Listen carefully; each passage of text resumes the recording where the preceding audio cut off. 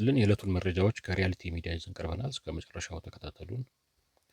በብራስልስ የሚገኘው የኢትዮጵያ ኤምባሲ የአውሮፓ ህብረት ከግብጽ ጋር በመሆን ካይሮ በአባይ ወንዝ ላይ የምታነሳውን የቅኝ ግዛትና የብቸኝነት ተቆጣጣሪነት መብትን የሚያስተጋባ መግለጫ አውጥቷል በማለት ወቀሰ።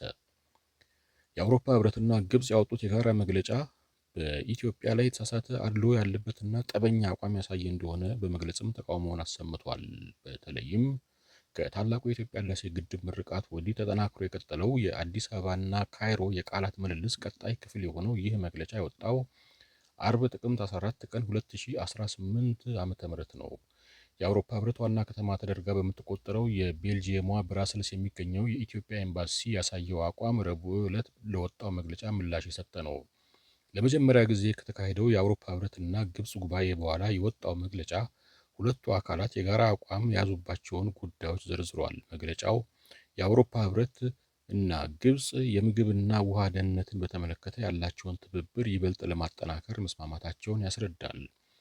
ሁለቱ አካላት በሁለትዮሽ በቀጣናዊና በዓለም አቀፍ ደረጃ ባሉ ከውሃ ጋር በተያያዙ ጉዳዮች ላይ እንደሚተባበሩ ያሰፈረው መግለጫው ከዚህ ቀደም የውሃ አጋርነት በተመለከተ ስምምነት ላይ መድረሳቸውን ያስታውሳል። የአውሮፓ ህብረት ግብጽ ካለባት የውሃ እጥረት የተነሳ በናይል ወንዝ ላይ በከፍተኛ መጠን ጥገኛ መሆኗ እንደሚገነዘብ በመግለጫው አስፍሯል። የግብጽን የውሃ ደህንነትና ዓለም አቀፍ ሕግን ማክበርን በተመለከተ ለካይሮ ያለውን ድጋፍ የገለጸው የአውሮፓ ህብረት ይህ አቋሙ የኢትዮጵያን ግድብም እንደሚያካትት አስታውቋል።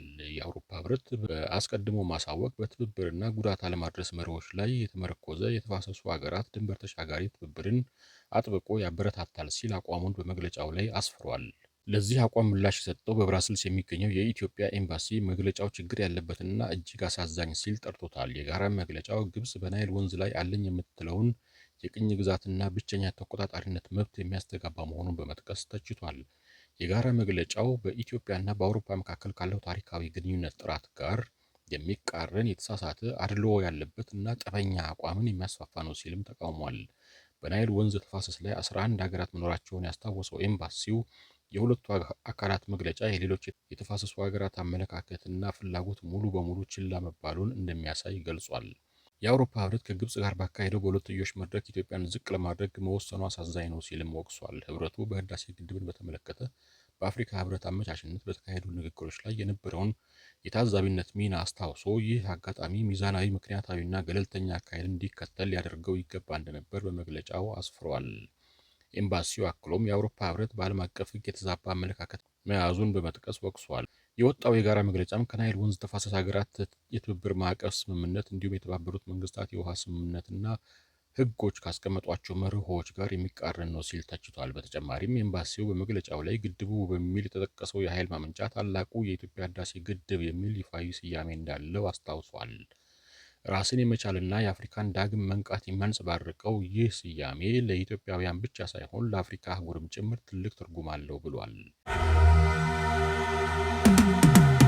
ዩናይትድ ኪንግደም ውስጥ በአንዲት ታዳጊ ላይ ወሲባዊ ትንኮሳ ፈጽሟል ተብሎ የተፈረደበት ኢትዮጵያዊ በስህተት ከእስር ቤት ተለቆ በፖሊስ እየተፈለገ ነው። ሀዱሽ ገብረስላሴ የተባለው ኢትዮጵያዊው ባለፈው ዓመት ማብቂያ ላይ በህገወጥ መንገድ ወደ ዩናይትድ ኪንግደም ወይም ዩኬ ከገባ በኋላ በ14 ዓመት ታዳጊ ላይ በፈጸመው ወሲባዊ ትንኮሳ ነበር ለእስር የተዳረገው።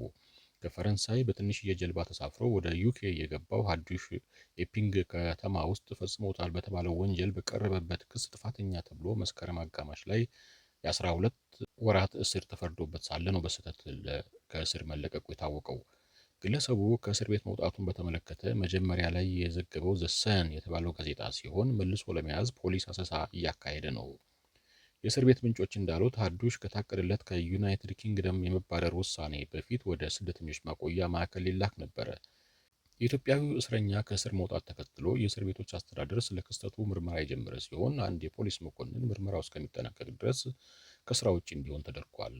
ሀዱሽ በቀረበበት ክስ ምክንያት በቁጥጥር ስር መዋሉን ተከትሎ ይኖርበት የነበረው የስደተኞች መቆያ ሆቴል ነዋሪዎች ከፖሊስ ጋር እስከ መጋጨት የደረሱባቸው የተቃውሞ ሰልፎች ተደርገው ነበረ። ሀዱሽ ሰኔ መጨረሻ ገደማ አንዲት ታዳጊን ለመሳም መሞከሩና በርካታ ወሲብ ነክ ንግግሮችን መናገሩ ባለፈው መስከረም ወር ለተሰየመው ፍርድ ቤት ተገልጾ ነበረ። በተከታዩ ቀን ደግሞ ታዳጊዋን በድጋሚ አግኝቶ ወሲባዊ ትንኮሳ ከመፈጸሙ በፊት ሊስማት ሞክሯል።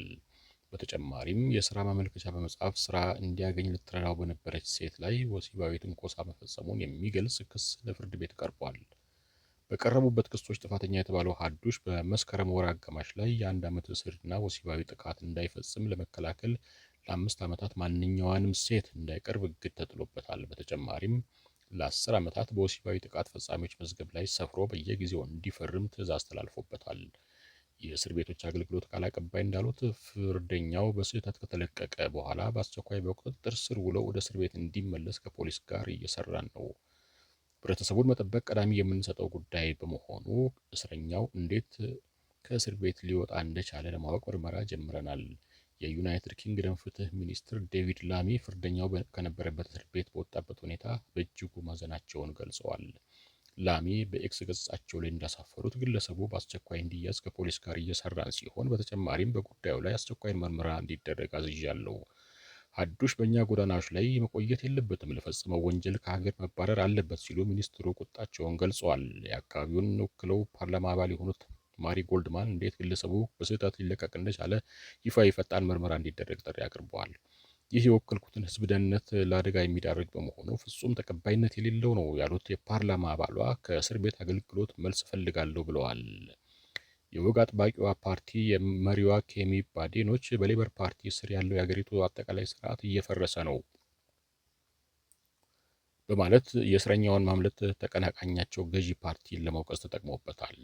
የሪፎርም ዩኬ ፓርቲ መሪ የሆኑት ናይጀል ፋራጅ በበኩላቸው ሀዱሽ አሁን በኢሴክስ ከተማ ጎዳናዎች ላይ እየተንቀሳቀሰ ነው፣ ብሪታንያ ችግር ላይ ናት፣ ገዢውን ፓርቲ ወርፈዋል።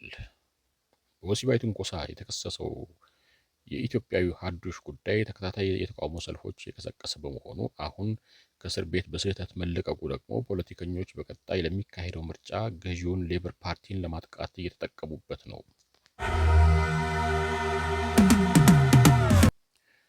ኢትዮጵያ ውስጥ ህዝብን ከሚያማርሩ እጅግ በርካታ ፖሊሶች መካከል አንዱ በቁጥጥር ስር መዋሉን ለማወቅ ተችሏል። በተለይም በአንዲት እናት ላይ ተገቢ ያልሆነ ድርጊት የፈጸመው የፖሊስ አባል ነው በቁጥጥር ስር መዋሉ የተሰማው። ይህ ህግ አስከባሪ አባል ወይም የህግ አስከባሪ አካል ተብዬ በአንዲት እናት ላይ ተገቢ ያልሆነ ድርጊት ፈጽሟል ተብሎ ምስሉ በሶሻል ሚዲያ ሲዘዋወር ነበረ። አንዲት በሙስሊም አለባበስ ያለችን ሴት የምትሸጠውን ጎመን በእግሩ እየረገጠ እና እየበታተነ ሲፏልል ይታያል። ቦታውም ስልጤ አካባቢ እንደሆነ ነው የተነገረው። ይህ ድርጊት በብዙዎች ዘንድ ከፍተኛ ቁጣንና መነጋገሪያን የፈጠረ ሲሆን በፍትህ ላይ ያላቸውን እምነት ያናጋ መሆኑን ህብረተሰቡ እየገለጸ ይገኛል። ለነገሩ ይህ ብቸኛ ድርጊት አይደለም። ተመሳሳይ ድርጊቶች እድሜ ለሞባይል ስልክና ካሜራ በግለሰቦች እየተቀረጹ በማህበራዊ ሚዲያ ይዘዋወራሉ። ህብረተሰቡም ይህን ነገር በየጊዜው እንደ አዲስ እያነሳ ጥያቄ ማቅረቡን ቀጥሏል። የህብረተሰቡ ጥያቄ ህዝቡ ፖሊሱ በፈጸመው አሳፋሪ ድርጊት የሚመጥን እና ለሌሎችም ማስተማሪ የሚሆን ፍርድና ቅጣት እንዲያገኝ ነው የጠየቀው። እንግዲህ ካገኘነው መረጃ ለመረዳት እንደቻለ ነው የህግ የበላይነት እንዲረጋገጥና መሰል በደሎች ዳግም እንዳይፈጸሙ እርምጃው አጥጋቢ መሆን እንዳለበት ሲል የአንዳንድ የህብረተሰቡ ክፍሎች አስተያየት ሰጥቷል። አሁን ለጊዜው ግን ሰውየው መታሰሩን መስማት ተችሏል። በአዋሽ ፈንታሌ ንዝረቱ አዲስ አበባ ድረስ የተሰማ የመሬት መንቀጥቀጥ ተከሰተ። በአዋሽ ፈንታሌ አካባቢ ዛሬ የመሬት መንቀጥቀጥ ተከስቷል አለ የአዲስ አበባ ዩኒቨርሲቲ የጂኦፊዚክስ ህዋ ሳይንስና አስትሮኖሚ ኢንስቲትዩት። በዩኒቨርሲቲው የሲስሞሎጂ ትምህርት ክፍል ኃላፊ ፕሮፌሰር አታላይ አየለ በአዋሽ ፈንታሌ አካባቢ በሬክተር ስኬል 4.8 የሆነ የመሬት መንቀጥቀጥ መከሰቱን ለፋና ዲጂታል አረጋግጠዋል። የመሬት መንቀጥቀጡ ከጠዋቱ 2 ሰዓት ከ24 ሰዓት አካባቢ መከሰቱን ገልጸዋል። የተከሰተው የመሬት መንቀጥቀጥ ንዝረትም አዲስ አበባ ከተማን ጨምሮ የተለያዩ አካባቢዎች ድረስ መሰማቱን ነው የገለጹት። ለዕለቱና ለሰዓቱ የተዘጋጀው መረጃ ይህንን ይመስላል። በሌላ ዝግጅት ተመልሰን እስከምንገናኝ ድረስ በሰላም ቆዩን እያልን ከሪያሊቲ ሚዲያ እንሰናበታችኋለን።